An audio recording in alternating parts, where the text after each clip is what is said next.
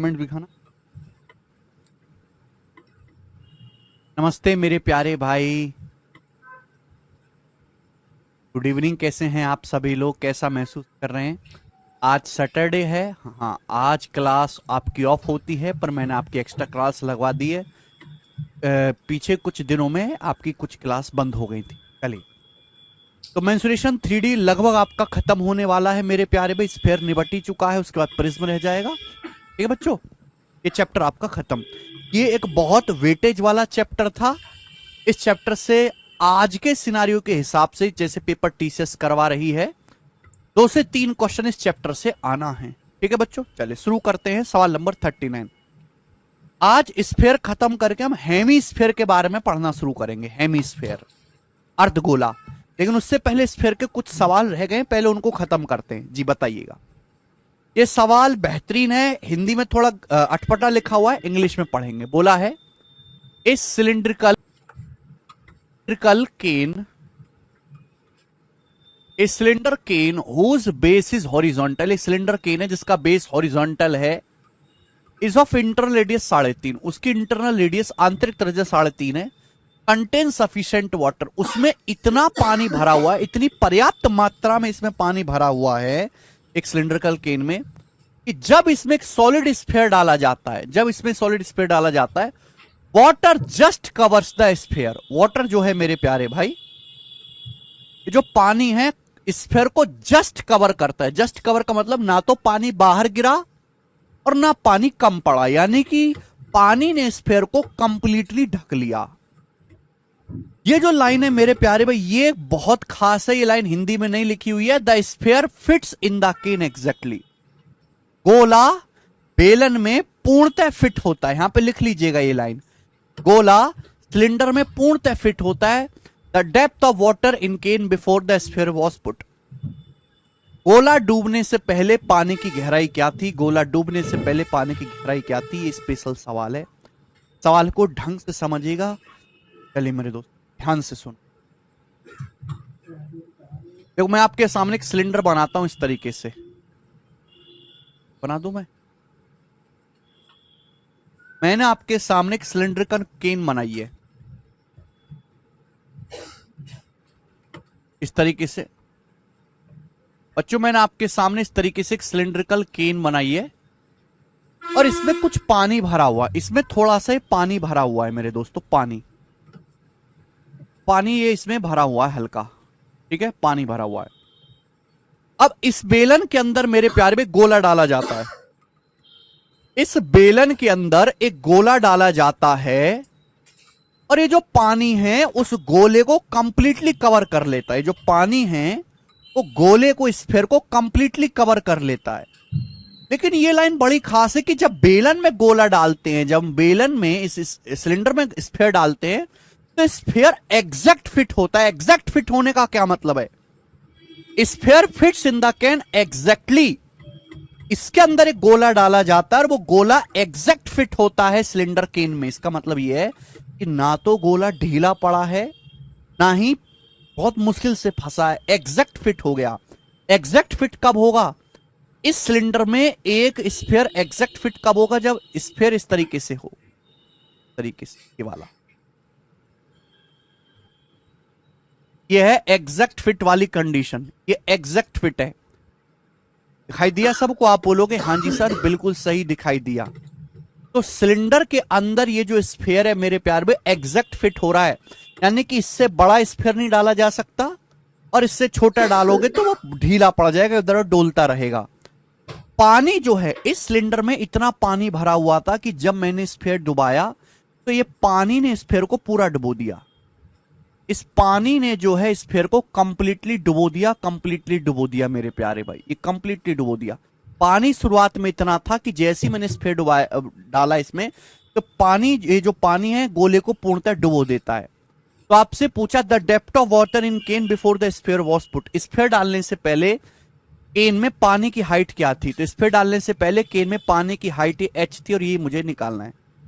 यही मुझे निकालना है। यहां पर h। आप बोलोगे हाँ सर, अब बताओ कैसे निकलेगा? सवाल में ये दिया हुआ है कि जो सिलेंडर है उसकी इंटरनल रेडियस 3.5 है। तो ये जो सिलेंडर है मेरे प्यारे भाई, इसकी जो इंटरनल रेडियस है 3.5 है। बहुत सारे बच्चे सवाल को समझ नहीं पाएंगे। ये जो सिलेंडर है इसकी इंटरनल ये जो रेडियस है 3.5 है, 3.5 है ना। ये जो है कितना है, 3.5 है मेरे प्यारे भाई। जल्दी जल्दी करो। तो आप मुझे बताओ, अगर सिलेंडर की रेडियस 3.5 है तो इस स्फेयर की भी रेडियस 3.5 होनी चाहिए, इस स्फेयर की भी रेडियस 3.5 होनी चाहिए।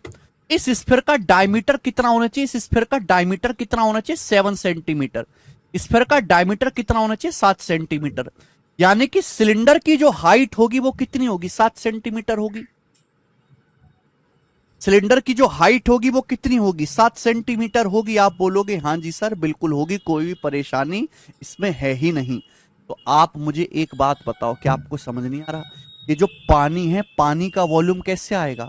यानी कि स्फीयर की डायमीटर 7 सेंटीमीटर है तो सिलेंडर की हाइट भी 7 सेंटीमीटर भी होगी। जितना स्फीयर का डायमीटर है उतनी ही सिलेंडर की हाइट है, वो कि स्फीयर जस्ट फिट हो रहा है सिलेंडर केन में। ये पानी का वॉल्यूम कैसे आएगा, अगर मैं सिलेंडर के वॉल्यूम में से स्फीयर का वॉल्यूम घटा दूं तो पानी का वॉल्यूम आ जाएगा। भाई सिलेंडर का वॉल्यूम क्या है, सिलेंडर का वॉल्यूम हो गया पाई आर स्क्वायर एच, रेडियस 3.5 है, हाइट 7 है, पाई आर स्क्वायर एच। और इसमें से स्फीयर का वॉल्यूम घटा दो, स्फीयर का वॉल्यूम कितना है, 4/3 पाई आर क्यूब। स्फीयर की रेडियस 3.5 है, 4/3 पाई 3.5 का क्यूब मैंने घटा दिया। ये पानी का वॉल्यूम है। अच्छा पानी कितना था मेरे प्यारे भाई, पाना मैंने मान लिया कि सिलेंडर स्फीयर डुबाने से पहले पानी की हाइट एच थी। तो जो पानी है मेरे प्यारे भाई ये भी तो एक तरीके का सिलेंडर ही बन गया। पानी का वॉल्यूम कैसे आएगा, इस सिलेंडर के वॉल्यूम में से स्फीयर का वॉल्यूम घटा दो, पानी का वॉल्यूम, और पानी का वॉल्यूम कितना आएगा मेरे दोस्तों, है भाई ये भी तो एक सिलेंडर ही बन गया छोटा सा। दिस इज सिलेंडर, इसकी रेडियस 3.5 है, हाइट एच है, तो पाई 3.5 स्क्वायर इंटू हाइट एच। आप बोलोगे हाँ जी सर। केवल मुझे यहां से कैलकुलेशन करनी, कोई दिक्कत आएगी नहीं, पाई से पाई कट जाएगा, पाई से पाई। 3.5 का स्क्वायर काट लेंगे हर जगह से, 3.5 का स्क्वायर काटेंगे यहां से भी, यहां से भी, तो 7 बचेगा, माइनस 4/3।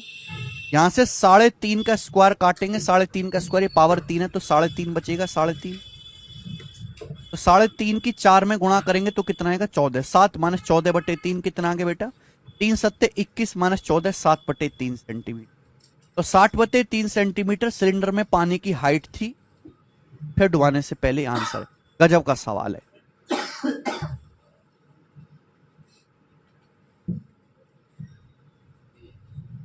मनोज यादव कह रहे हैं सर स्फीयर छोटा भी तो ले सकते, क्या लिखा हुआ है, sphere fits in the can exactly, exactly fit होता है, एग्जैक्टली।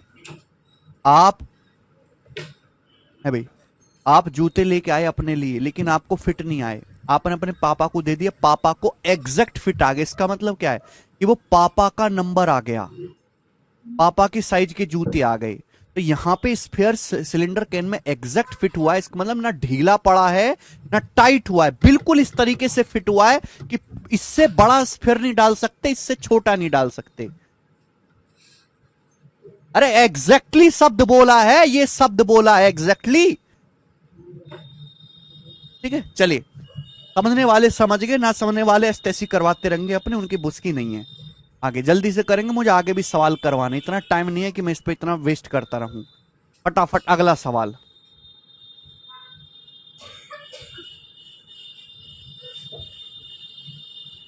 सवाल नंबर 40 ऐसा ही है, खुद से ट्राई करना। सवाल नंबर 40 ऐसा ही है, इसको आप खुद से ट्राई करेंगे 40 नंबर को। इसमें भी आपको वॉल्यूम इक्वल रखना है। सवाल नंबर 40 में मैं आपको डिफरेंट क्वेश्चन कराऊंगा। सवाल नंबर है 41 आपके सामने, बताएं।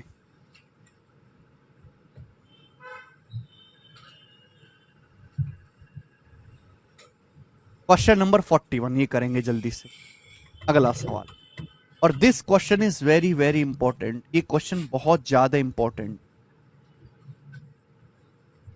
अभी तक हमने जितने भी सवाल करे उनमें कोई लॉजिक नहीं था, केवल फॉर्मूला लगाना था। इस सवाल में लॉजिक है, इस सवाल में लॉजिक है। सवाल पढ़ेंगे, अभी तक केवल फॉर्मूला वाले सवाल थे, ये लॉजिक है।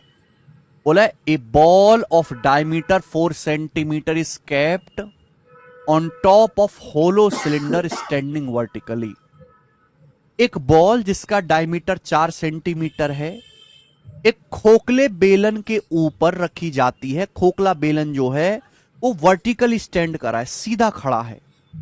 सिलेंडर की जो हाइट है 3 सेंटीमीटर है, जबकि सिलेंडर का जो आयतन है वो 9 पाई सेंटीमीटर क्यूब। आपसे पूछा है बॉल के टॉप मोस्ट पॉइंट की सिलेंडर के बेस से डिस्टेंस क्या है। आधे लड़कों को तो सवाल ही नहीं समझ में आएगा सवाल क्या कह रहा है। आधे लड़के चित्र ही नहीं बना पाएंगे और जो चित्र बना पाएंगे वो सॉल्व नहीं कर पाएंगे। कुल मिला के 10% बालक ही ऐसे तैयारी करने वाले जो इस सवाल को सही कर पाएंगे खुद से। अब आप ये सोचो कि आपके पास ये एक सिलेंडर है, आपके पास एक खोखला बेलन है, इसकी हाइट 3 सेंटीमीटर। इसकी हाइट कितनी बेटा? 3 सेंटीमीटर। ये होलो सिलेंडर है, खोखला बेलन। ये होलो सिलेंडर है, खोखला बेलन, इसकी हाइट 3 सेंटीमीटर है। इसका वॉल्यूम 9 पाई सेंटीमीटर क्यूब है। सिलेंडर का वॉल्यूम 9 पाई है, तो क्या आप सिलेंडर की रेडियस निकाल सकते हैं? भाई सिलेंडर का वॉल्यूम क्या होता है मेरे दोस्तों? पाई आर स्क्वायर एच। यहां पे सिलेंडर की हाइट 3 बराबर 9 पाई। तो पाई से यहां पर पाई कट जाएगा, 3 से 9 आपका 3 बार कट जाएगा, तो आर स्क्वायर 3 आ गया। आर स्क्वायर 3 आ गया तो आर की वैल्यू आ गई √3 आ गया। यानी कि हमारा ये जो सिलेंडर है इसकी जो रेडियस है √3। ये जो सिलेंडर है इसकी जो रेडियस है, ये जो इसकी रेडियस है √3 है, √3 है इसकी रेडियस। आप बोलोगे हाँ जी सर। आपको एक सिलेंडर का वॉल्यूम दिया है, सिलेंडर की हाइट दी, आपने सिलेंडर की रेडियस निकाल ली कैलकुलेशन करके √3। अब सवाल जो इंपॉर्टेंट है वो ये है कि एक बॉल जिसका डायमीटर 4 सेंटीमीटर है इस होलो सिलेंडर के टॉप पे रखी जाती है। सिलेंडर जो है वर्टिकली खड़ा है, सीधा खड़ा है, सिलेंडर सीधा सिलेंडर खड़ा है। इसके ऊपर एक बॉल रखी जाती है, इसके टॉप पर एक बॉल रखी जाती है जिसका डायमीटर 4 सेंटीमीटर है। अच्छा एक बात बताओ, अगर बॉल का डायमीटर 4 सेंटीमीटर है तो इस बॉल की रेडियस कितनी होगी? 2 सेंटीमीटर। अगर इस बॉल का डायमीटर 4 है तो रेडियस कितनी होगी? 2 सेंटीमीटर। ये जो सिलेंडर है, सिलेंडर की रेडियस कितनी है? √3। सिलेंडर की रेडियस √3 है। हम इसके ऊपर एक बॉल रखेंगे, बॉल की रेडियस 2 सेंटीमीटर है, यानी कि बॉल की रेडियस ज्यादा है। बॉल की जो रेडियस है सिलेंडर की रेडियस से ज्यादा है, ये बात आप समझ पा रहे हो? अच्छा एक बात बताओ, जैसे मेरा सिलेंडर है, ये इसकी रेडियस है। अगर मैं इसमें एक ऐसी बॉल डालूं, अगर एक ऐसी बॉल डालूंगा जिसकी रेडियस सिलेंडर से छोटी है, सपोज सिलेंडर की रेडियस है √3, मैं इसमें 1 सेंटीमीटर की बॉल डालता हूं तो बॉल तो अंदर चली जाएगी, बॉल नीचे गिर जाएगी।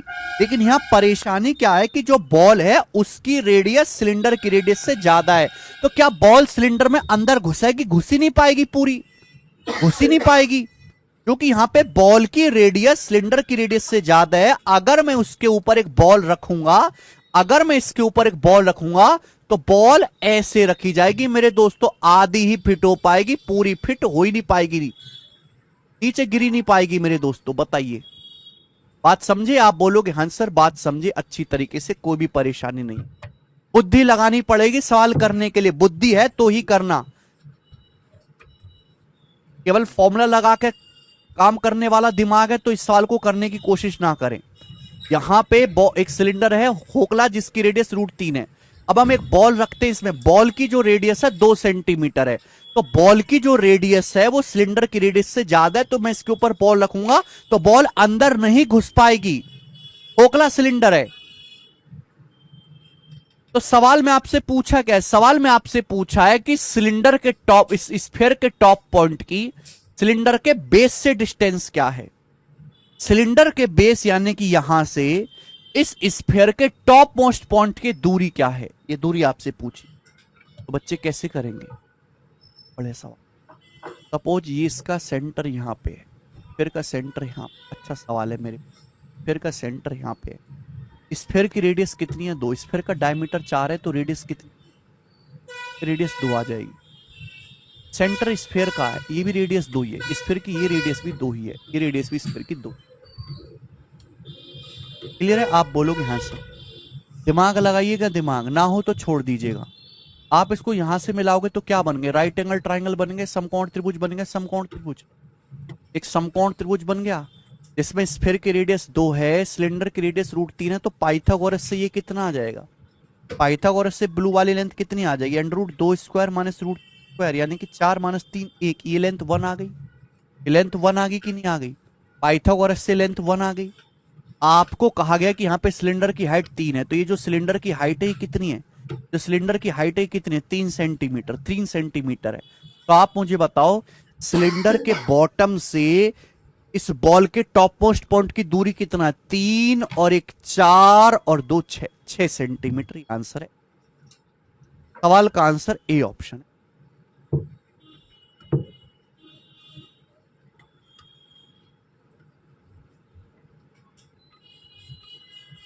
तगड़ा सवाल। सिलेंडर के बेस से स्फीयर के टॉप की जो दूरी है 3 और 1 4 जमा 2 6, 6 सेंटीमीटर आ गई।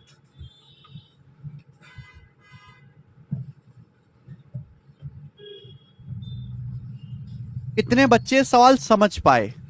अच्छा, समझ तो सारे गए होंगे। अब मैं पूछना चाहूंगा कि कितने बच्चों ने सवाल मेरे समझाने से पहले कर दिया?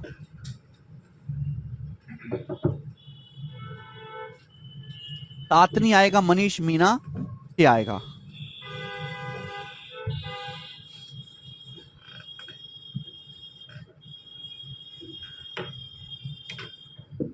बॉल का कुछ पार्ट तो अंदर जाएगा ही।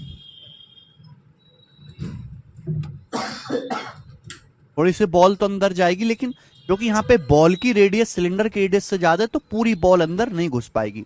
बॉल छोटी होती, सिलेंडर का मुंह बड़ा होता तो पूरी बॉल जो है अंदर चली जाती। बेहतरीन क्वेश्चन है, सभी बच्चे समझ पाए होंगे। आगे चलेंगे। नेक्स्ट सवाल नंबर 41 था, हम लेंगे सवाल नंबर 42 अगला। बताओ बच्चों। नेक्स्ट क्वेश्चन, एक एक टाइप का मैं एक एक सवाल करवा रहा हूं।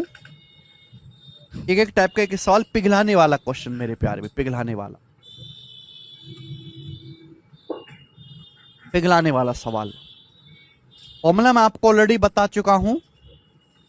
धातु के खोखले बेलन की आंतरिक और बाहरी त्रिज्याएं क्रम से 1.1 और 4.3 सेंटीमीटर, हाइट 16 सही 2/3 सेंटीमीटर है। इसे पिघलाकर एक स्फीयर बनाया जाता है, इसको मेल्ट करके। स्फीयर का सरफेस एरिया कितना होगा? सरफेस बढ़िया। आपके पास एक होलो सिलेंडर है, इसकी इंटरनल रेडियस 1.1 है और एक्सटर्नल रेडियस 4.3 है। सिलेंडर की हाइट 16:2/3 सेंटीमीटर है। इसको पिघलाकर एक स्फीयर बनाया गया। तो स्फीयर का वॉल्यूम का फॉर्मूला क्या होता है? स्फीयर के वॉल्यूम का फॉर्मूला होता है pi capital R minus small r into capital R plus small r into h. ये फॉर्मूला मैंने आपको लिखवाया था कि भैया मैंने मान लिया कि माना इसको पिघलाकर जो स्फीयर बनाया गया, जो स्फीयर बनाया गया उस स्फीयर की जो रेडियस है एक्स है, तो केवल यहां पे वॉल्यूम को बराबर कर दो। तो हमारे पास एक होलो सिलेंडर है जिसकी internal radius 1.1, external radius 4.3, height 16/2/3 है। तो इस स्फीयर का वॉल्यूम कितना आएगा? Pi capital R minus small r, capital R minus small r. 4.3 में से 1.1 घटाएंगे तो ये आ जाएगा 3.2 into capital R plus small are.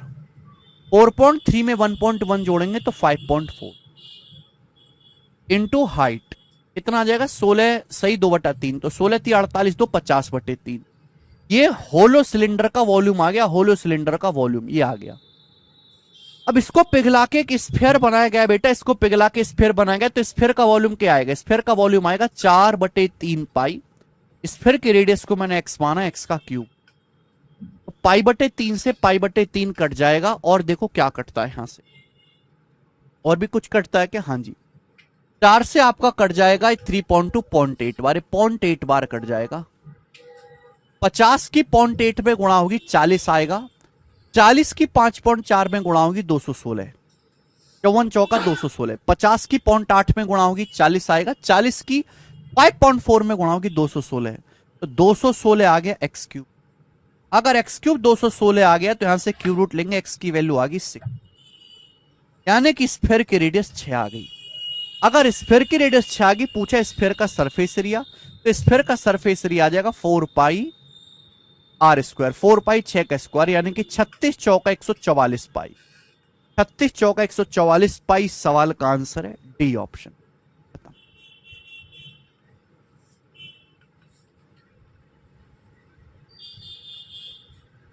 Very simple question, simple formula है, आपको लगा देना है फॉर्मूला, वॉल्यूम इक्वल कर देना है, सवाल हो जाएगा। आगे चल, अगला कंसेप्ट,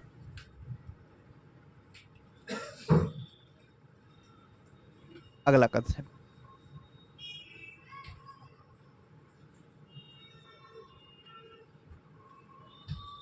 अगला कंसेप्ट मेरे प्यारे भाई, स्फेरिकल सेल। हाँ से spherical shell, spherical shell, SHELL, spherical shell, या मैं इसको कह सकता हूं खोखला गोला। हम इसको कह सकते हैं खोखला गोला, खोखला गोला, स्फेरिकल सेल, खोखला गोला, यानी कि ऐसा स्फीयर जो सॉलिड नहीं है, ऐसा स्फीयर जो सॉलिड नहीं है मेरे प्यारे भाई, इस तरीके से होगा, यानी कि इसका केवल यही पार्ट सॉलिड है, इस स्फीयर का केवल यही वाला पार्ट सॉलिड है, यही वाला पार्ट इस स्फीयर का सॉलिड है, यही वाला पार्ट इसका सॉलिड है, केवल यही सॉलिड है। तो ये हो गया स्फेरिकल सेल, केवल इसका यही वाला पार्ट सॉलिड है, ये मेटल का बना हुआ है। ठीक है बच्चों, तो इसको बोलेंगे खोखला गोला, ये अंदर से खोखला है, अंदर से खाली है। तो भाई अंदर यहां पे दो स्फीयर आपको दिखाई देंगे, अगर इंटरनल रेडियस स्मॉल आर है तो एक्सटर्नल रेडियस क्या आ जाएगी, एक्सटर्नल रेडियस आ जाएगी capital R, internal radius small r, external radius capital R. तो इस स्फेरिकल सेल को बनाने में जो मेटल इस्तेमाल होगी, इस स्फेरिकल सेल को या फिर खोखले गोले को बनाने में जो मेटल इस्तेमाल होगी, उस मेटल का वॉल्यूम क्या आएगा मेरे प्यार में, मेटल का वॉल्यूम क्या आएगा बताओ जल्दी से। इस स्फेरिकल सेल को बनाने में जो धातु इस्तेमाल होगी, उस धातु का आयतन क्या आएगा, तो आप कहोगे सर बड़े वाले स्फीयर में से छोटे वाले स्फीयर का वॉल्यूम घटा दो, बड़े वाले स्फीयर में से छोटे वाले स्फीयर का वॉल्यूम घटा दो, तो 4/3 pi capital R cube minus small are cube, 4/3 pi capital R cube minus small are cube, ये आ गया। तो स्फेरिकल सेल को बनाने में जो मेटल इस्तेमाल होगी उसका वॉल्यूम 4/3 पाई। जल्दी जल्दी पढ़ा करो, capital R cube minus small are cube. कोई बच्चा पूछेगा सर इसका सरफेस एरिया क्या होगा, देखिए ये एक मेटॉलिक स्फेयर, स्फेरिकल सेल है, खोखला है अंदर से, लेकिन ऐसा तो है नहीं कि आप उंगली डाल के अंदर टच कर लोगे, आप उंगली डाल के अंदर वाली सरफेस को तो टच नहीं कर सकते, आपकी मजबूरी है कि आप केवल बाहरी सरफेस को ही टच कर सकते हो। तो अगर आपको सरफेस एरिया पूछा भी जाए, हालांकि आज तक पूछा नहीं गया, तो बाहर वाले सरफेस का ही आपको एरिया निकालना पड़ेगा कि आप बाहर वाला सरफेस ही टच कर सकते हो, अंदर तो आप उंगली डाल नहीं सकते अपनी। ठीक है बच्चे, तो स्फेरिकल सेल को बनाने में जो मेटल इस्तेमाल होते हैं उसका वॉल्यूम बाहर वाले स्फीयर में से अंदर वाले स्फीयर का वॉल्यूम घटा देंगे। ठीक है जी,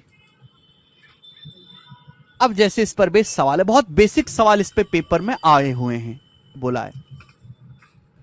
सवाल पढ़िए, उस गोलाकार सेल का आयतन क्या होगा, उस स्फेरिकल सेल का आयतन क्या होगा जिसकी इंटरनल रेडियस 2 है और एक्सटर्नल रेडियस 3 है, ये आपसे पूछ, नॉर्मल क्वेश्चन हो गया।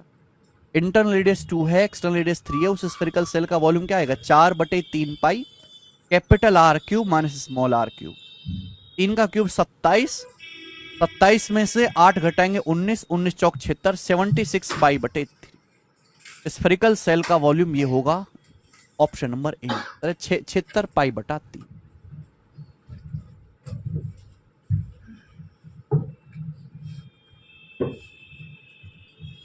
This is very easy question, very easy type. चलिए एक सवाल मैं आपसे और करवाता हूं,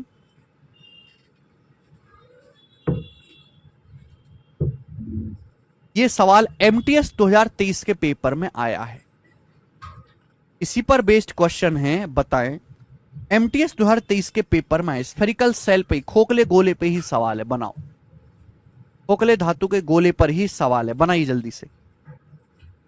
फटाफट देखते हैं कौन करेगा।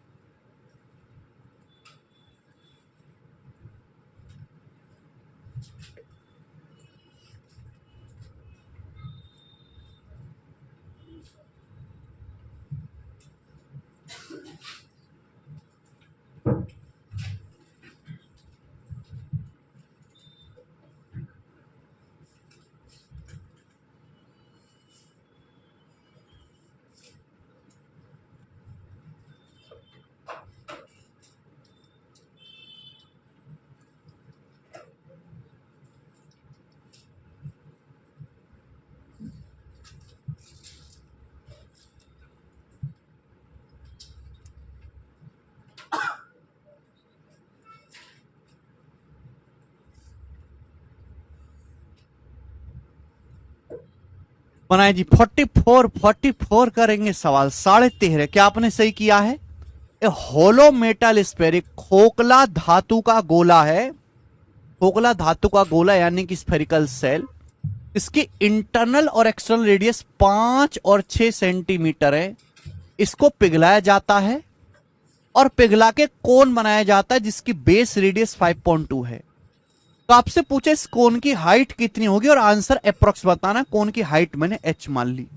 केवल वॉल्यूम सेम रखना है, फॉर्मूला याद होगा तो ही कर पाओगे। एमटीएस के पेपर का सवाल है, एमटीएस के सिलेबस में कहीं नहीं लिखा हुआ मेंसुरेशन आए, ठीक है, लेकिन फिर भी मेंसुरेशन के सवाल आते हैं एमटीएस के एग्जाम में। ये ऐसा चैप्टर है अगर किसी एग्जाम के सिलेबस में नहीं भी लिखा हुआ है तो भी सवाल आता है।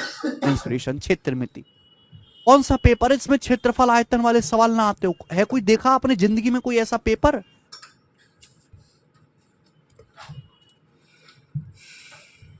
मस्ट डू चैप्टर है, मस्ट डू क्वेश्चन है। तो मेरे प्यारे भाई यहां पे मेटालिक स्फीयर का वॉल्यूम कितना आएगा आप जल्दी से बताओ। 4/3 पाई वॉल्यूम के को लग दो 4/3 पाई। एक्सटर्नल रेडियस 6, इंटरनल रेडियस 5 है। 6 cube minus 5 cube, 6 cube minus 5 cube बराबर। इसको पिला के कौन बनाएगा? कौन की रेडियस 5.2 है तो 1/3 पाई, 1/3 पाई 5.2 का स्क्वायर, 1/3 पाई 5.2 का स्क्वायर इंटू एच। 1/3 पाई 5.2 का स्क्वायर इंटू एच। पाई/3 से पाई/3 कट गया। 4 इंटू बताओ 6 क्यूब माइनस 5 क्यूब कितना आएगा? 216 में से आपको 125 घटाना पड़ेगा तो एक 91 आ जाएगा, 91। और नीचे 5.2 का स्क्वायर, 5.2 का स्क्वायर यानी कि 5.2 इंटू 5.2 आ गया। क्लियर है? बराबर एच। तो आंसर आपको अप्रोक्स में निकालना है, हो जाएगा 4 से 1.3 चला जाएगा जी, ठीक है। डेसिमल से यहां पे 2 जीरो आ जाएगा। 13 सत्ते 700/52। 4 से भी चला जाएगा 13 और 175, 175/13 आ गया। तो 13 एक कम 13, 13 तिया 39 यानी कि 13 पॉइंट समथिंग आ रहा है। 13 पॉइंट समथिंग ये आंसर है। 13 पॉइंट समथिंग आएगा तो आंसर क्या आएगा?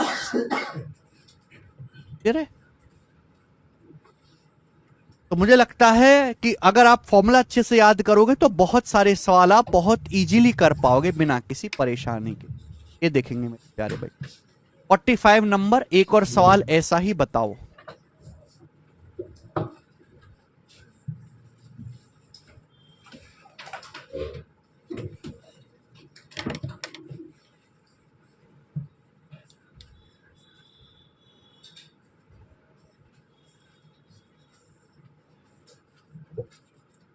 जल्दी से मेरे प्यारे स्टूडेंट्स, क्या इस सवाल का आंसर आएगा?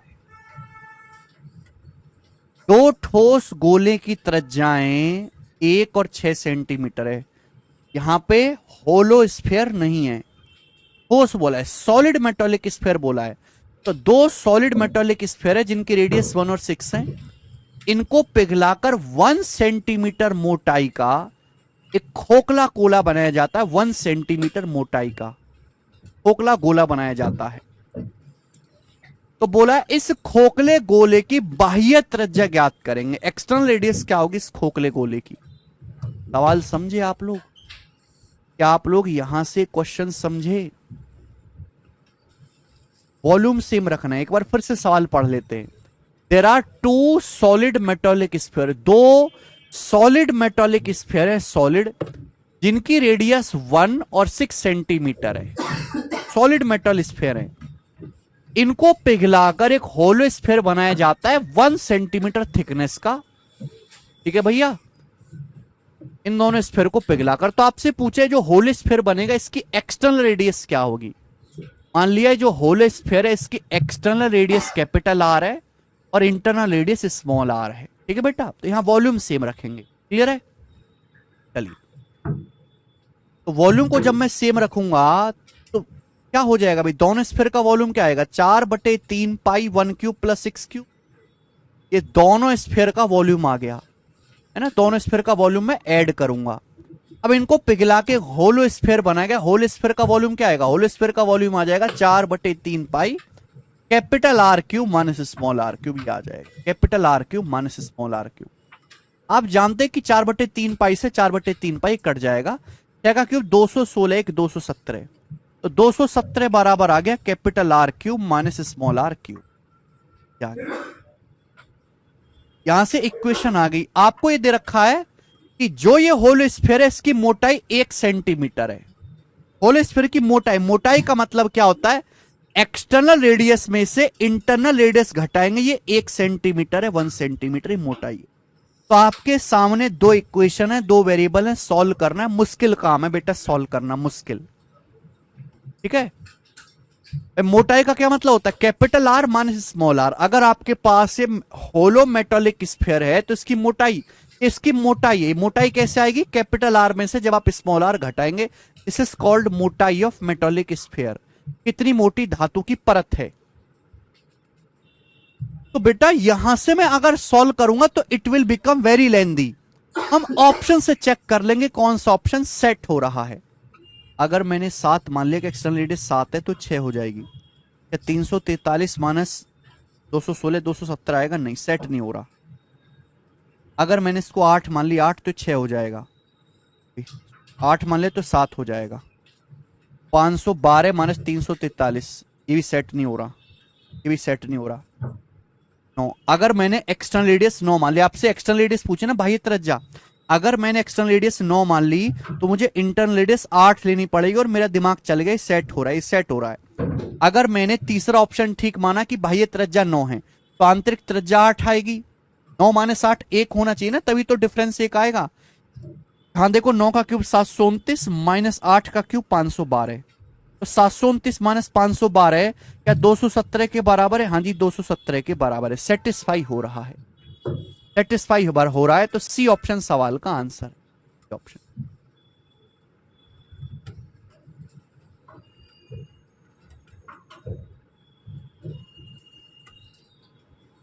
R1 क्या? R1 capital R external radius, small r internal radius. Ajay Kumar Yadav sir add क्यों किया? किसका ऐड किया? दो ठोस गोलों को पिघलाकर एक खोखला गोला बनाया गया है। तो दोनों ठोस गोलों का वॉल्यूम क्या आएगा? टोटल ऐड करेंगे। दो ठोस गोले, एक की रेडियस 1 है एक की 6, तो दोनों का टोटल वॉल्यूम क्या आएगा, टोटल वॉल्यूम ऐड करेंगे, इसको पिघलाकर एक खोखला गोला बनाएगा, उसका वॉल्यूम इक्वल कर दिया।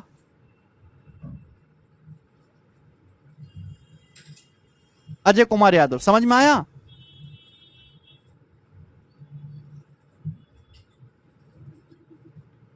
इस सवाल में एक्चुअल कैलकुलेशन काफी टफ है, तो ऑप्शन से करना ठीक है। आप ऑप्शन से चेक कर लीजिए, सवाल जल्दी सॉल्व होगा।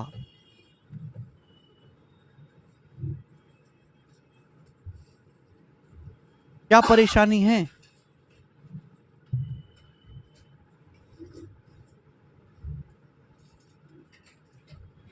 दो ठोस गोले हैं, कृपया सवाल पढ़ें। दो सॉलिड स्फीयर है जिनकी रेडियस 1 सेंटीमीटर 6 सेंटीमीटर है। इनको पिघलाकर, इनको यानी कि दोनों को पिघलाकर एक 1 सेंटीमीटर मोटाई का खोखला गोला बनाया गया। इस गोले, खोखले गोले की एक्सटर्नल रेडियस बताओ। मैंने मान लिया कि जो खोखला गोला बनाया गया पिघलाकर, उसकी एक्सटर्नल रेडियस कैपिटल आर है, इंटरनल रेडियस स्मॉल आर है। क्योंकि यहां पे पिघलाया गया है तो हमें वॉल्यूम सेम करना होगा, है ना।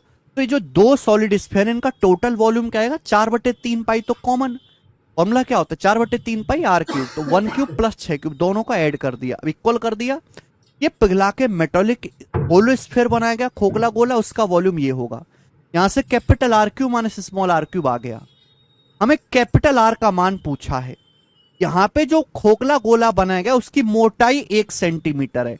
जब भी हम खोखला गोला बनाते तो मोटाई का मतलब है एक्सटर्नल रेडियस में से इंटरनल रेडियस घटा दो, capital R minus small r, 1 centimetre है। अब ये दोनों इक्वेशन एलजेब्रा से लेंदी होगा सॉल्व करना, इसलिए मैंने ऑप्शन से चेक कर लिया कि भाई अगर मैं एक्सटर्नल रेडियस 9 मानता हूं तो इंटरनल 8 लेनी पड़ेगी। क्यों लेनी पड़ेगी, क्योंकि 9 और 8 का डिफरेंस ही 1 सेंटीमीटर होता है। अब यहां वैल्यू रखी, 9 8 पे सेटिस्फाई हो गया, ये आंसर है।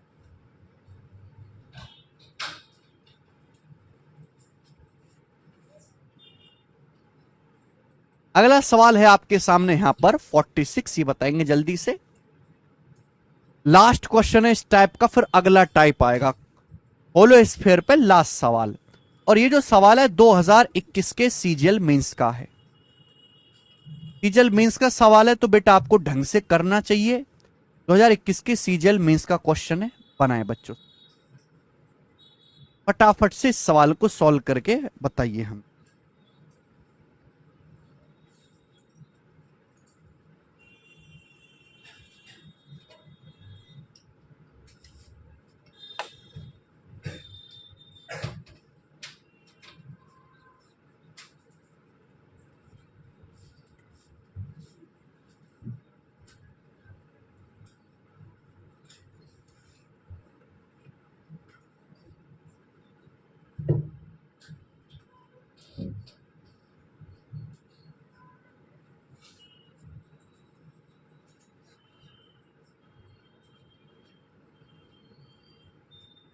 दस और 9 का डिफरेंस भी तो एक ही आता, तो 10 और 9 पे, क्या 10 और 9 पे सेटिस्फाई हो रहा है, नहीं हो रहा, बात खत्म। दोनों इक्वेशन सेटिस्फाई होनी चाहिए, कचरा बुद्धि दोनों। आगे क्या आंसर है, देखो बुद्धि बेच खाई है।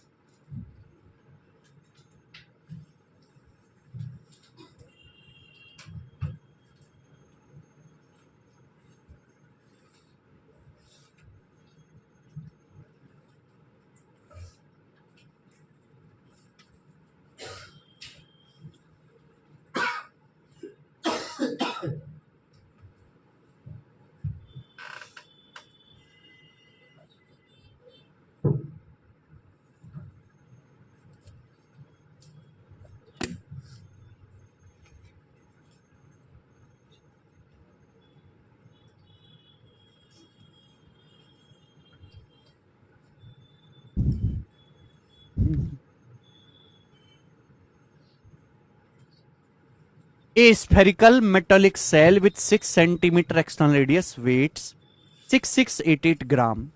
What is the thickness of the cell if the density of metal is 10.5 ग्राम पर सेंटीमीटर क्यूब? एक पाई इक्वल टू 22/7। देखो हमारे पास एक मेटोलिक स्फेरिकल सेल है, यानी कि खोखला गोला है। हमारे पास एक धातु का खोखला गोला है, एक स्फेरिकल सेल है मेटलिक, इसकी एक्सटर्नल रेडियस 6 सेंटीमीटर है। इसका जो वेट है वो 6688 ग्राम है। आपसे पूछा है थिकनेस क्या होगी, आपको बताना है कि जो सेल है इसकी थिकनेस क्या होगी। कि अगर इस मेटोलिक सेल को बनाने में जो मेटल इस्तेमाल हुई है उसकी डेंसिटी यानी कि घनत्व 10.5 ग्राम पर सेंटीमीटर क्यूब, यानी कि 1 सेंटीमीटर क्यूब का वजन 10.5 ग्राम है। अगर 1 सेंटीमीटर क्यूब का वेट 10.5 ग्राम है, तो सवाल यह बनता है कि जो मेटल है इसकी मोटाई क्या होगी। तो मोटाई या फिर थिकनेस का मतलब होता है capital R minus small r. मुझे यहां कैपिटल आर ऑलरेडी दिया हुआ है 6 सेंटीमीटर की मेटालिक सेल है जिसकी एक्सटर्नल रेडियस 6 सेंटीमीटर। इस मेटालिक सेल का मुझे वजन दिया गया है। एक्चुअली मुझे जरूरत किसकी है? वॉल्यूम की। आपने कंसेप्ट पढ़ा होगा कि डेंसिटी बराबर मास बटे वॉल्यूम, पढ़ा है कंसेप्ट आपने। घनत्व बराबर द्रव्यमान बटे आयतन, घनत्व बराबर द्रव्यमान बटे आयतन। अगर मैं यहां से वॉल्यूम निकालूंगा तो वॉल्यूम बराबर क्या आएगा? मास बटे डेंसिटी। वॉल्यूम बराबर द्रव्यमान बटे घनत्व। यहां मुझे वेट दिया है, मुझे डेंसिटी दिया है, घनत्व दिया है, तो मैं इस मेटालिक सेल का वॉल्यूम निकाल सकता हूं इस कॉन्सेप्ट का इस्तेमाल करके। ये कॉन्सेप्ट होता है वॉल्यूम मास डेंसिटी में रिलेशन होता है। अगर आपके पास एक मेटालिक सेल है जिसका वजन 6688 ग्राम है, इसका मास या वजन 6688 ग्राम है, इसकी डेंसिटी 10.5 ग्राम पर सेंटीमीटर क्यूब है, तो डिवाइड अगर मैं कर दूंगा, मास को डेंसिटी से डिवाइड कर दूंगा तो क्या आ जाएगा? वॉल्यूम आ जाएगा। वॉल्यूम, ये वॉल्यूम आ गया मेरे प्यारे। और ये किस में आएगा? सेंटीमीटर क्यूब में आएगा, क्योंकि वजन है ग्राम में, डेंसिटी है ग्राम पर सेंटीमीटर क्यूब में, तो वॉल्यूम सेंटीमीटर क्यूब में आएगा और उसी की मुझे तलाश है। तो ये स्फेरिकल सेल का वॉल्यूम आ गया। और वॉल्यूम का फॉर्मूला आप जानते हैं, स्फेरिकल सेल के वॉल्यूम का फॉर्मूला 4/3 पाई। पाई का मतलब 22/7। Capital R cube minus small are cube. Capital R यहां पे 6 है, जो मेटेलिक सेल की एक्सटर्नल रेडियस 6 है। मुझे सॉल्व करके मात्र इंटरनल रेडियस निकालनी है, ये कैलकुलेशन मुझे करनी है। ठीक है, सिंपल कॉन्सेप्ट ध्यान रखिएगा मेरे दोस्तों। डेंसिटी बराबर मास बटे वॉल्यूम। आप बोलोगे हाँ जी सर बिल्कुल सही, कोई परेशानी नहीं। तो पहले आपको वॉल्यूम निकालना पड़ेगा। आपको तो वजन दिया, वजन से काम नहीं चलेगा, वॉल्यूम निकालना पड़ेगा। आपके पास वॉल्यूम का फॉर्मूला है। अब बताओ यहां से कैलकुलेशन करके क्या आ रहा है। 10.5 से ये 21 दो बार चला जाएगा और 2 से आपका 4 दो बार चला जाएगा। 22 से काटेंगे तो 22 से 22 तिया 66, 0 22 चौक 88, और 2 से 304 152 बार चला जाएगा 150। स्मॉल आर क्यूब आ गया जी, 6 का क्यूब 216 माइनस 152, 216 है ना, ये उधर चला जाएगा, 152 उधर चला जाएगा, यानी कि मेरे दोस्तों 64। स्मॉल आर क्यूब आ गया मेरे दोस्तों यहां से 64। अगर स्मॉल आर क्यूब 64 है तो स्मॉल आर आ गया 4 सेंटीमीटर, यानी कि कैलकुलेशन करने पर इंटरनल रेडियस 4 सेंटीमीटर आएगी। 4 आंसर नहीं आया कि आप 4 आंसर बताने लगो, ये तो मेटालिक सेल की इंटरनल रेडियस आई है। आपसे पूछा है मोटाई क्या है, थिकनेस क्या है, तो थिकनेस निकालनी है तो capital R minus small r, external runway से इंटरनल रेडियस घटानी पड़ेगी। तो इस खोखले गोलाकार जो धातु है इसकी बाह्य त्रिज्या 6 है, आंतरिक त्रिज्या 4 है। 6 में से 4 घटाएंगे तो इसकी मोटाई 2 सेंटीमीटर है। 2 सेंटीमीटर इस सवाल का, मेंस के पेपर का सवाल में कुछ भी दम नहीं है, हल्की सी कैलकुलेशन है, बहुत इजी वाली कैलकुलेशन। कर लोगे ऐसा सवाल?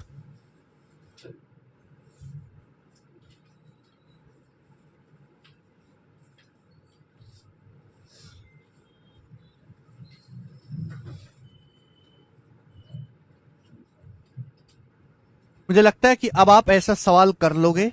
नेक्स्ट क्वेश्चन, आगे चल। अगला टाइप आपके सामने आएगा। नेक्स्ट कॉन्सेप्ट ध्यान से समझ। अगला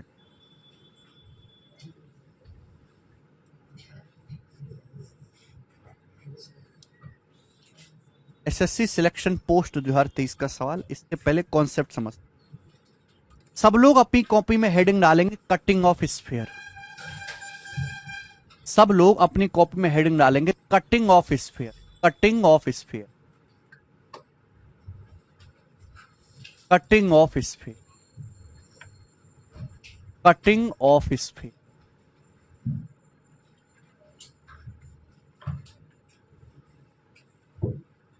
कटिंग ऑफ स्फीयर। ध्यान से सुनिएगा मेरे प्यारे भाई, सभी लोग ध्यान से। Cutting of sphere.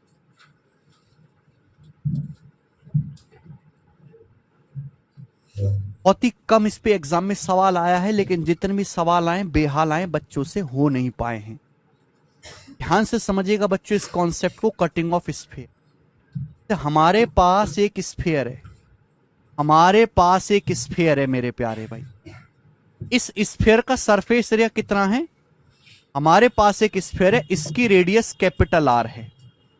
मान ले हमारे पास एक स्फीयर है, इसकी जो रेडियस है, इसकी ये जो रेडियस है मेरे प्यारे भाई, ये कैपिटल आर है। कैपिटल आर क्या है? Capital are.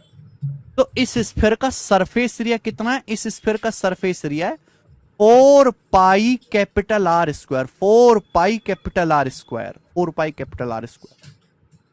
एक कॉन्सेप्ट ध्यान रखना, अगर हमारे पास एक स्फीयर है जिसकी रेडियस कैपिटल आर है, तो उसका सरफेस एरिया होगा 4 पाई आर स्क्वायर। अगर आप स्फीयर में कट करते हो, एक कट करने से हमेशा 2 सर्कल का एरिया बढ़ता है। एक कट करने से 2 सर्कल्स का एरिया बढ़ता है, 2 सर्कल का एरिया बढ़ता है, 2 सर्कल्स का एरिया बढ़ता है। मैंने आपको यह बात बताई है कि अगर आप किसी भी फिगर में कट करते हो, अगर आप किसी भी फिगर को कट करते हो, तो जैसी कट करोगे तो नए सरफेस पैदा हो जाते हैं छूने के लिए। जो सरफेस एरिया पहले से है वो तो रहेगा ही रहेगा, जहां से भी आप कट करोगे वहीं से नई सतह बन जाएंगी। यानी कि कट करने से, फिगर को कट करने से हमेशा सरफेस एरिया बढ़ता है, कम नहीं होता। तो अगर आपके पास एक स्फीयर है जिसकी रेडियस कैपिटल आर है, तो इसका सरफेस एरिया है 4 पाई कैपिटल आर स्क्वायर। अब मैं इसको कट करता हूं। आप ऐसे समझो कि संतरा है, संतरा, ये संतरा है एक, और संतरे को मैं बीच में से चाकू से कट कर देता हूं। यहां से मैं इस संतरे को बीच में से चाकू से कट कर देता हूं। चाकू से, चाकू लिया मैंने, बीच में से चाकू से कट कर दिया। जैसे ही आप इस संतरे को बीच में चाकू से कट करोगे, ये संतरा आप ऐसे समझो, और मैंने चाकू लिया और बिल्कुल बीचों बीच में से इस संतरे के 2 टुकड़े कर दिए, 2 फांक कर दिए। जैसे ही आप इसको कट करोगे तो 2 हिस्से बन जाएंगे। जैसे ही आप इसको कट करोगे तो 2 हिस्से बन जाएंगे मेरे प्यारे में। मैं यहां पे बना दूं ऐसे, एक हिस्सा ये बन जाएगा और एक हिस्सा ये बन जाएगा, 2 हिस्से बन जाएंगे। शॉर्ट में मैंने बना दिया, बन जाएंगे ऐसे कि नहीं? अगर आपके पास ये संतरा है, आप चाकू लीजिए और ऐसे कट कर दीजिए, कट। अभी जो आपको स्फीयर दिखाई दे रहा है, इसका सर्फ, इसकी रेडियस कैपिटल आर है, संतरा है। अगर इस संतरे की रेडियस कैपिटल आर है तो सरफेस एरिया होगा 4 पाई आर स्क्वायर। जैसे इसको कट करोगे मेरे प्यारे में, इसके 2 हिस्से हो जाएंगे, 2 टुकड़े हो गए, 2 टुकड़े। तो देखो ये एरिया तो पहले से है ही, ये एरिया तो पहले से है ही। कितना ये एरिया मिलाकर? 4 पाई आर स्क्वायर। ये एरिया तो पहले से है ही मेरे प्यारे भाई, 4 पाई आर स्क्वायर। ये तो पहले से है ही भाई, यही तो 4 पाई आर स्क्वायर है, यही तो सरफेस है 4 पाई आर स्क्वायर, यही तो सरफेस 4 पाई आर स्क्वायर है। क्लियर है? लेकिन जैसे ही आपने कट किया तो आप देख पा रहे हैं, एक कट करने से 2 सर्कल का एरिया बढ़ गया। एक ये सर्कल और एक सर्कल, 2 सर्कल का एरिया बढ़ गया कि नहीं बढ़ गया? 2 सर्कल का एरिया बढ़ गया। हमेशा एक कट करने से 2 सर्कल का एरिया बढ़ेगा। तो अगर मेरे प्यारे भाई मैं इन दोनों पार्ट्स का, इसका और इसका, दोनों का कुल मिलाकर, दोनों पार्ट्स का टोटल सरफेस एरिया, अलग अलग का नहीं निकालना मैं, आप मुझे ये बताओ कि दोनों पार्ट्स का कुल मिलाकर टोटल सरफेस एरिया क्या होगा? दोनों पार्ट्स का टोटल सरफेस एरिया क्या होगा कुल मिलाकर मेरे प्यारे भाई, ये बताओ जल्दी से। तो आप ये बात जानते हैं कि स्फीयर की रेडियस अगर कैपिटल आर है तो स्फीयर का सरफेस एरिया 4πr², 4πr²। बात सही है। अब जब मैंने इसमें से कट किया मेरे प्यारे में, तो दो सर्कल का एरिया बढ़ गया। ये जो सर्कल बनेंगे, ये जो सर्कल बनेंगे, मर गया। ये जो सर्कल बनेंगे दोस्तों, सर्कल की रेडियस भी क्या होगी, कैपिटल आर। इस सर्कल की रेडियस भी क्या होगी, कैपिटल आर ही होगी। ठीक है। आप बताओ इन दोनों पार्ट्स का एक सर्कल के एरिया क्या होता है, πr²। तो एक कट करने से दो सर्कल, एक ऊपर वाले हिस्से में चला गया, एक नीचे वाले सर्कल में। 2πr² एरिया बढ़ गया। कितना एरिया बढ़ गया, 2πr²। 2πr² एरिया इंक्रीज हो गया। दो सर्कल का एरिया 2π कैपिटल R² बढ़ गया। अगर मैं इन दोनों पार्ट्स का मिलाकर टोटल सरफेस एरिया देखूं, इस वाले का और इस वाले का, तो कितना हो जाएगा, 6πr² हो जाएगा। 4 2 6πr² हो जाएगा। अगर मैं इन दोनों पार्ट्स का मिलाकर सरफेस एरिया देखूं तो 6πr² हो जाएगा मेरे प्यारे भाई। हो जाएगा। यहां तक किसी बच्चे को कोई परेशानी? तो दोस्त अगर मैं ईच पार्ट का, अगर मैं यहां पे दोनों हिस्से बराबर ही हैं भाई, ये वाला और ये वाला, ये दोनों हिस्से बराबर ही हैं दुष्ट, ये दोनों हिस्से बराबर ही हैं, ये दोनों हिस्से सेम ही हैं, अलग तो है नहीं। अगर मैं ईच पार्ट का, और ये ईच पार्टी को हम क्या बोलते हैं, हेमिस्फीयर, अर्धगोला। इसी को क्या बोलते हैं मेरे दोस्तों, हम हेमिस्फीयर यानी कि अर्धगोला। अगर मैं ईच पार्ट, या फिर मेरे दोस्तों हेमिस्फीयर बोलूंगा, इसे क्या बोलते हैं, इसका अच्छा सा नाम भी है हेमिस्फीयर। हेमिस्फीयर शॉर्ट में हेमिस्फीयर, हिंदी में इसका नाम है अर्धगोला। अर्धगोला, अर्धगोला। तो ईच पार्ट यानी कि हेमिस्फीयर। हेमिस्फीयर का मेरे प्यारे भाई टोटल सरफेस एरिया क्या होगा, जल्दी से जवाब दीजिए। तो ईच पार्ट, हेमिस्फीयर का जो टोटल सरफेस एरिया, तो आपको ये समझना चाहिए इन दोनों पार्ट्स का मिलाकर, इन दोनों पार्ट्स का मिलाकर जो सरफेस एरिया वो 6π कैपिटल R² है। इन दोनों पार्ट्स का मिलाकर 6πr² है। तो हर पार्ट का टी ऐसे टोटल सरफेस एरिया कितना होगा, 2 से डिवाइड करेंगे। ईच पार्ट का सरफेस एरिया कितना होगा, 2 से डिवाइड करेंगे तो 3πr²। यानी कि एक हेमिस्फीयर का जो टोटल सरफेस एरिया होता है, एक हेमिस्फीयर का जो टोटल सरफेस एरिया होता है वो 3πr² होता है। ध्यान रखिएगा, एक हेमिस्फीयर का जो टोटल सरफेस एरिया होता है हेमिस्फीयर का, वो 3πr² होता है। 3πr², ध्यान रखिएगा। हेमिस्फीयर का जो सरफेस एरिया होता है हेमिस्फीयर का, वो 3πr² होता है। ध्यान रखिएगा, 3πr। सभी को ये कॉन्सेप्ट समझ में आ गया? आज तक आपने केवल रटा होगा, समझा आपने आज है। ईच पार्ट का, ईच पार्ट हेमिस्फीयर का 3πr²। ये दोनों पार्ट सेम ही है, कोई फर्क तो है नहीं। अगर दोनों का सरफेस एरिया मिलाकर 6πr² है तो ईच पार्ट का जो क्या होगा मेरे प्यारे भाई, 3πr²।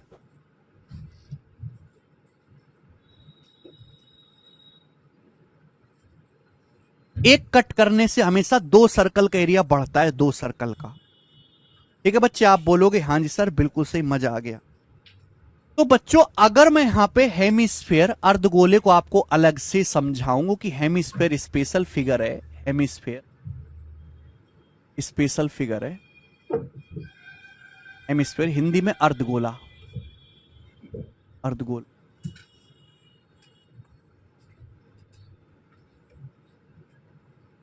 हेमी का मतलब ही बेटा आधा होता है। हेमी जो शब्द है ना, उसका अंग्रेजी में मतलब ही आधा होता है बेटा। गोला, अर्ध मतलब आधा, यानी कि गोले का आधा हिस्सा। तो हेमिस्फीयर जो होता है, एक गोले को बीच में से कट कर दो, दो हिस्से बन जाएंगे, हर हिस्से को हम हेमिस्फीयर बोलते हैं। तो बेसिकली एक हेमिस्फीयर जो होता है वो इस तरीके से दिखता है। एक हेमिस्फीयर जो होता है मेरे प्यारे, वो बेसिकली इस तरीके से दिखता है। This is a hemisphere. ठीक है, आप बोलोगे हाँ जी सर बिल्कुल सही। ये हेमिस्फीयर है। इसकी रेडियस कितनी है बच्चे, इसकी रेडियस है कैपिटल आर। तो मैंने अभी समझाया, चलो पहले बताते। आप बताओ इस हेमिस्फीयर का वॉल्यूम क्या होगा। हेमिस्फीयर का वॉल्यूम यानी कि आयतन क्या होता है, आयतन, आयतन। ठीक है, वॉल्यूम का मतलब होता है कि ये कटोरा बन गया बेसिकली, इस कटोरे में पानी कितना आएगा। अगर पूरे स्फीयर का वॉल्यूम 4/3 पाई आर क्यूब है, यानी कि पूरे स्फीयर में इतना पानी आता है। अगर पूरे गोले में इतना पानी आता है तो आधे गोले में यानी कि आधे हेमिस्फीयर में कितना पानी आएगा? 2 से भाग करेंगे, 2 से 4 2 बार कट जाएगा। तो हेमिस्फीयर के वॉल्यूम का जो फॉर्मूला है वो है बेटे 2/3 पाई कैपिटल आर का, 2/3 पाई कैपिटल आर का क्यूब। तो हेमिस्फीयर के वॉल्यूम का जो फॉर्मूला है वो 2/3 पाई कैपिटल आर क्यूब, 2/3 पाई कैपिटल आर क्यूब। आप बोलोगे हाँ जी सर बिल्कुल सही, कोई भी परेशानी। 2/3 पाई कैपिटल आर क्यूब। नहीं दा परवीन जी, समझ में आया? ठीक है, यानी कि स्फीयर का आधा कर दिया। मेरे प्यारे बच्चों, मैंने आपको समझाया था कि स्फीयर में कर्व सरफेस एरिया और टोटल सरफेस एरिया बराबर ही होता है, लेकिन यहां ऐसा नहीं है। हेमिस्फीयर का कर्व सरफेस एरिया क्या होगा? हेमिस्फीयर का कर्व सरफेस एरिया या वक्र पृष्ठ का क्षेत्रफल क्या होता है? हेमिस्फीयर का कर्व सरफेस एरिया वक्र पृष्ठ का क्षेत्रफल क्या होता है? तो आपको समझना चाहिए मेरे प्यारे भाई कि ये हेमिस्फीयर का कर्व सरफेस है, ये हेमिस्फीयर का कर्व सरफेस है, ये कर्व है मेरे प्यारे भाई, ये फ्लैट नहीं है। कर्व का मतलब है जो फ्लैट ना हो, जैसे मेरा हाथ एकदम फ्लैट है मेरे प्यारे भाई, फ्लैट, ठीक है ना? तो ये मेरे प्यारे बच्चों कर्व सरफेस एरिया है, वक्र आड़ा टेढ़ा। तो हेमिस्फीयर का कर्व सरफेस एरिया क्या होगा आप बताओ? जब हम पूरा स्फीयर देखते हैं तो पूरे स्फीयर का सरफेस एरिया होता है 4 पाई आर स्क्वायर। अब मैंने 2 बराबर टुकड़े कर दिए तो सरफेस एरिया भी आधा हो जाएगा 2 पाई आर स्क्वायर। तो 2 pi capital R square, 2 pi capital R square. तो हेमिस्फीयर का जो कर्व सरफेस एरिया होता है, कर्व सरफेस एरिया जो आपको ये पिंक एरिया दिख रहा है 2 पाई आर स्क्वायर।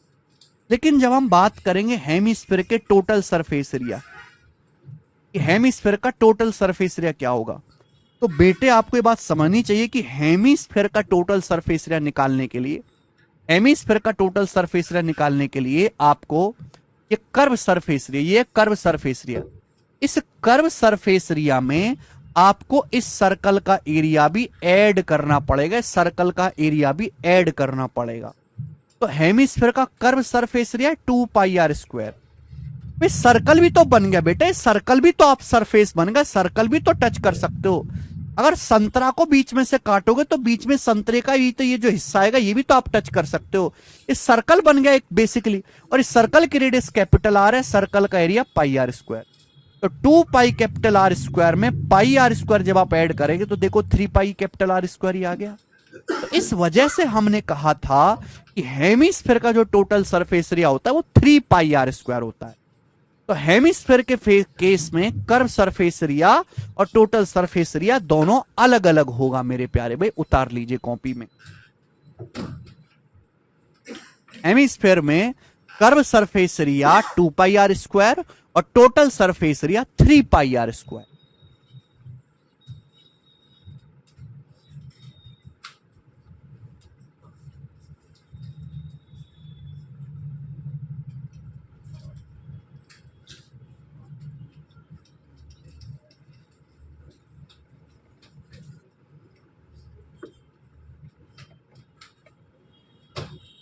ठीक है सर, आपके मेंस्ट्रुएशन के कराए क्यूब में से सेम 2 क्वेश्चन आए थे मेरी इस साल के एग्जाम में, सोना कह रहे हैं, वेरी गुड सोना, आपने कर दिए थे।